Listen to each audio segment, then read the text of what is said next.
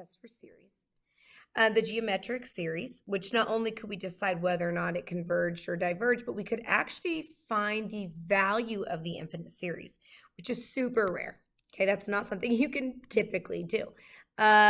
We also looked at the nth term test for divergence. This is only a test for divergence. This is not going to tell you if this series will converge. So when you try this divergence test, if you get that limit is and approaches infinity 0, that doesn't tell you anything. It tells you you have to use a different test. And then for those of you who are interested in pursuing some bonus ideas, we did talk about in 3.2 the telescoping series. So today in 3.3, so let's see, these were all in 3.2. Today in 3.3, we're going to cover the integral test. Now, there are some conditions in order to use the integral test. F, meaning the outputs, must be continuous, positive, and decreasing, or at least eventually decreasing, for x values that are greater than or equal to 1.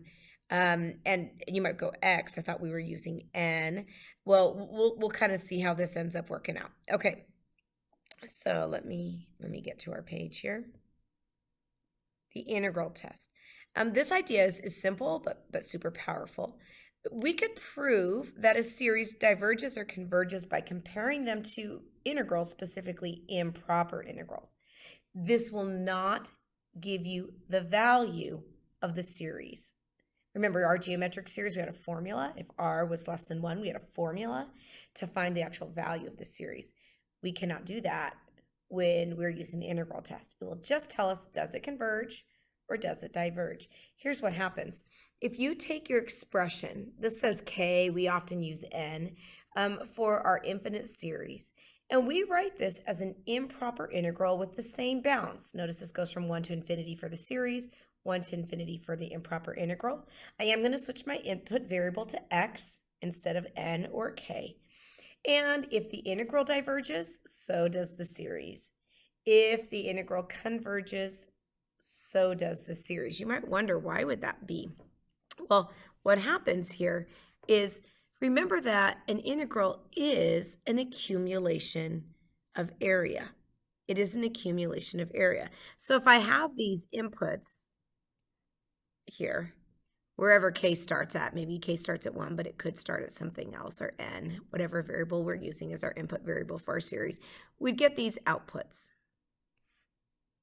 however they look. Now, if these outputs are positive, they're above the k-axis, oops, this would be k plus 3, and they are decreasing, and if when we write the expression as an actual function, if it would be continuous, so we can't have any gaps there.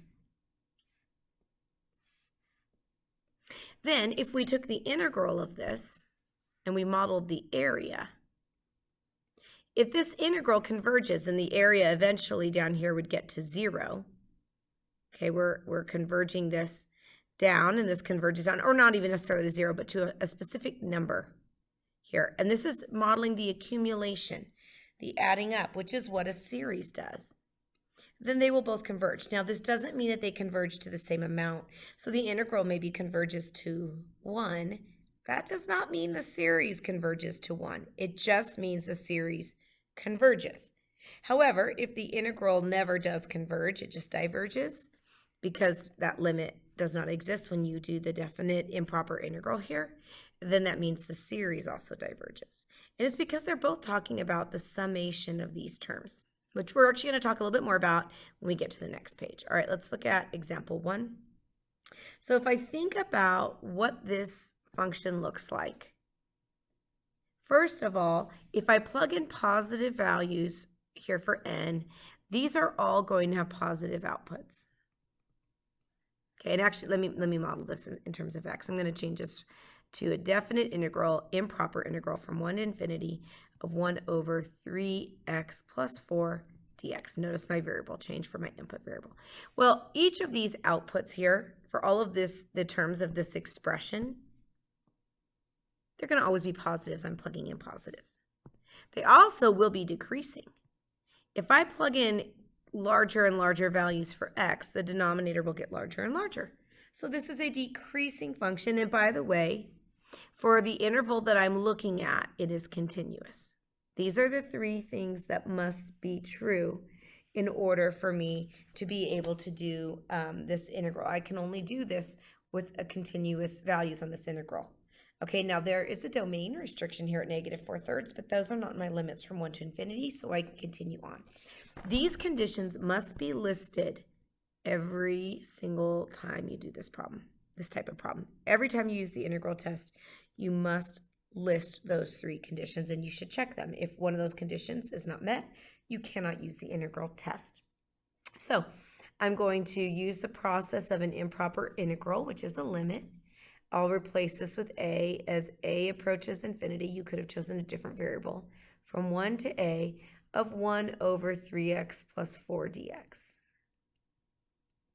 Well, this would be the form of a natural log, because it's 1 over x to the power of 1. By the chain rule, the derivative of 3x plus 4 is 3. I need to undo that chain rule. So when I take this integral, there'll be a 1/3 in the front to undo the multiplying by 3 that the chain rule would have, or that u substitution would have. So this would be 1/3 times the natural log of the absolute value of 3x plus 4. And since I wrote this back in terms of x, I will keep my original limits here from 1 to a. And I'm just going to go ahead and substitute this in. So this would be, or evaluate, this would be 1/3 times the natural log of the absolute value of 3a plus 4 minus the natural log of the absolute value of 3 plus 4. Well, if a approaches infinity, then this is 1/3 the natural log of infinity right here. 3 times infinity plus 4 is infinity. That's not a finite number. We would say that this integral diverges, and therefore by the integral test, we are going to name the test. By the integral test, the series also diverges. Whatever the conclusion is for the improper integral will also be the conclusion for the series. So notationally, you must, and just kind of meeting the conditions, you must list the three conditions. You must have this limit notation for improper integration. Typically takes 3 steps. With the conclusion for the improper integral, and you must, oops, I did not do great job. By the integral test, you must name the test. This series diverges. All right, number 2. Now, there might be other ways to do these that are easier, by the way, at times. So you might find later on that you have a different way of doing this once you've learned more tests. All right, so I'm going to model this as 1 over, the integral from 1 to infinity of 1 over x cubed dx. Let's see. This is a positive. All of the outputs here will be positive because I'm using only positive inputs. They will be decreasing as I increase the values of x. I'm dividing by larger numbers. And this is continuous on the interval I'm looking at. There is a domain restriction at 0, but that's not in my integral. All right, so the limit as a approaches infinity, or whatever variable you want, of the integral from 1 to a of x to the -3rd dx. I'm just going to go ahead and use the power rule. And I'm taking the limit as a approaches infinity of -1/2 x to the power of -2 as we evaluate this, from 1 to a. So this would be the limit as a approaches infinity of this multiplier out front of -1/2 of 1 over a squared minus 1 over 1 squared. Well, if I plug in infinity here, for this improper integral, now that I'm evaluating, I'd get 1 over something very large, which is 0, minus 1 over 1, which is 1, and I'll end up with -1/2 times -1, which is +1/2. Now, here's what this means. This means that the integral converges. This also means that by the integral test, the series converges. This does not mean that the series converges to 1/2. Please understand that.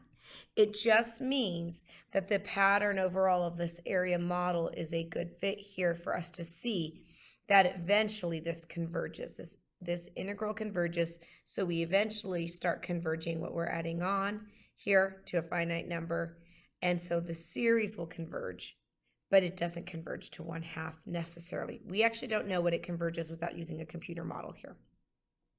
So again, just kind of looking at how you would get full points, you must list the 3 conditions.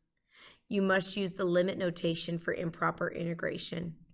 Of course, you must integrate properly. And then you would need to get a finite number here so that you know it converges. And then you need your conclusion where you name the test and that the series converges. If you said that the series converges to 1/2, that'd be an inaccurate statement and you would have